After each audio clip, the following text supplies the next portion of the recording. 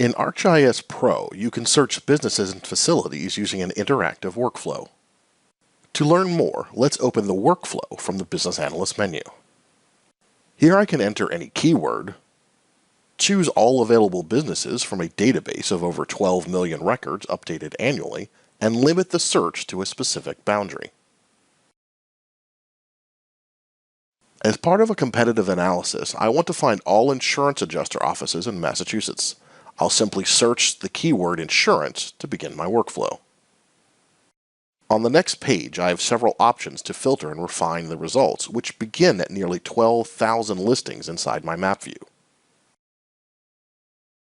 I choose the name of the business or a specific city, but let's narrow the list to the state of Massachusetts. This now shows approximately 4,300 results. And if we further sort by industry classification, only insurance adjusters with addresses listed in the state will be considered. When I click Finish, the point feature class is saved to my project and the results are added to the map. I can switch to use online data or local data by setting my Business Analyst data source. In addition to the workflow, the Business Search is available as a geoprocessing tool to automate my work and add the results into a model. Thanks for watching.